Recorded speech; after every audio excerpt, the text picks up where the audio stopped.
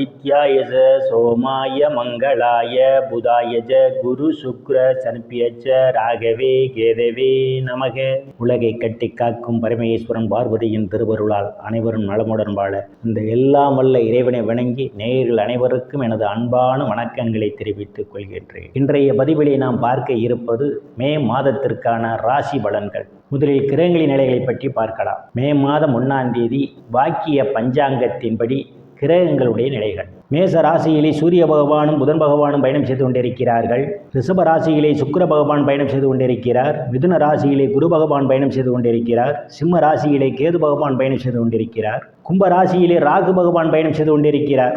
மீன ராசியிலே சனி பகவானும் செவ்வாய் பகவானும் பயணம் செய்து கொண்டிருக்கிறார்கள். இம்மாதம் 5 கிரகங்கள் இடப்பெயர்ச்சி ஆகின்றன. மே மாதம் 9ஆம் தேதி மேச ராசியிலே பயணம் செய்து கொண்டிருக்கின்ற புதன் பகவான் ரிஷப ராசிக்கு இடப்பெயர்ச்சி ஆகிறார். அவர் மீண்டும் ரிஷப ராசியிலிருந்து மே மாதம் 26ஆம் தேதி தனது சொந்த வீடான மிதுன ராசிக்கு இடப்பெயர்ச்சி ஆகிறார். மே மாதம் 10ஆம் தேதி மீன ராசியிலே பயணம் செய்து கொண்டிருக்கின்ற செவ்வாய் பகவான் தனது சொந்த வீடான மேச ராசிக்கு இடப்பெயர்ச்சி ஆகிறார்.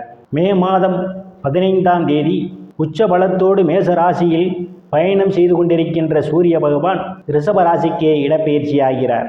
மே மாதம் 15ஆம் தேதி ரிஷப ராசியிலே பயணம் செய்து கொண்டிருக்கின்ற சுக்கிர பகவான் மிதுன ராசிக்கு இடப்பெயர்ச்சி ஆகிறார். மே மாதம் 26ஆம் தேதி மிதுன ராசியிலே பயணம் செய்து கொண்டிருக்கின்ற குரு பகவான் தனது உச்ச வீடான கடக ராசிக்கு இடப்பெயர்ச்சி ஆகிறார். நான் கூறக்கூடிய பலன்கள் அனைத்தும் வாக்கிய பஞ்சாங்கத்தின்படி கோச்சார ரீதியான உலக மக்கள் அனைவருக்குமான பொது பலன்கள். உங்களுடைய சுய சாதகத்தில் கிரகங்கள் இருந்த நிலைமையும் தற்போது நடக்கக்கூடிய தசாபுத்தியும் கணக்கில் எடுத்துக்கொண்டு பலன்கள் எடுக்கும்போதுதான் துல்லியமான பலன்களை எடுக்க முடியும். உங்களுக்கு துல்லியமான பலன்கள் நீங்கள் தெரிந்து கொள்ள விரும்பினால் உங்களுடைய பெயர், பிறந்த தேதி, பிறந்த நேரம், பிறந்த ஊர் ஆகியவற்றை எனது வாட்ஸ்அப் எண்ணிற்கு அனுப்பி வைத்து பலன்களை தெரிந்து கொள்ளலாம். உரிய கட்டணம் செலுத்தி வாருங்கள், ராசிக்குள் போகலாம்.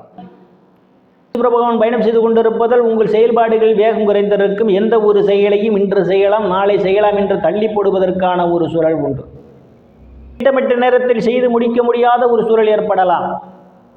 ஸ்தானத்திலே சூரிய பலத்தோடு இம்மாதம் 15ஆம் தேதி வரை பயணம் செய்வதாலும் இதிலிருந்து தனம் குடும்ப வாக்கு ஸ்தானாதிபதி ஆட்சி பலத்தோடு பயணம் செய்து கொண்டிருப்பதாலும் பொருளாதாரம் மேம்படக்கூடிய மாதம் இந்த மாதம்.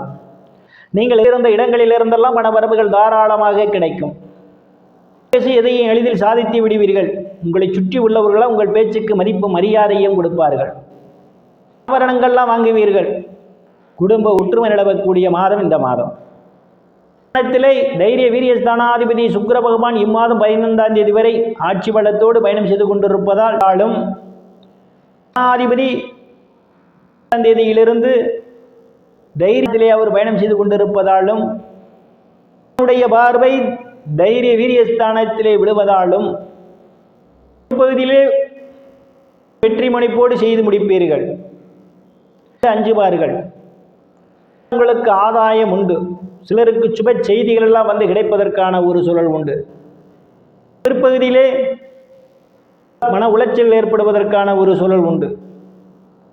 அனுசரித்து போவது நல்லது. இம்மாதத்தினுடைய பிற்பகுதிகளே இல்லையேல் உங்களுக்குள் மன உளைச்சல் ஏற்படுவதற்கான ஒரு சூழல் உண்டு. பயணம் செய்து கொண்டிருப்பதால் தாயினுடைய அன்பும் ஆதரவும் உங்களுக்கு நிறைந்திருக்கும். தாயார் உங்களுக்கு பக்க பலமாக இருப்பார். இருந்து வந்த மனக்கசப்புகளெல்லாம் மாறி நல்ல நட்புணர்வு ஏற்படும். உயர்கல்வி மாணவ மாணவிகளெல்லாம் படிப்பிலை சிறந்து விளங்குவார்கள். ஆசிரியருடைய நன்மதிப்பையும் பாராட்டையும் பெறுவார்கள். வாங்குவதற்கு என்பவர்களுக்கெல்லாம் மாற்றி புதிய வாகனம் வாங்குவதற்கான யோக அமைப்புகளும் உண்டு. அவர்களுக்கெல்லாம் இது ஒரு பொன்னான காலமாகும். கூடுதலான வருவாய் உண்டு. இருப்பவர்களுக்கெல்லாம் விவசாயத்திலே நல்ல முன்னேற்றத்தை காண முடியும். கூடுதலான வருவாய் உண்டு. மூலமாக கூடுதலான வருவாயை காண்பீர்கள். எந்தவித கிரகங்களும் இல்லை.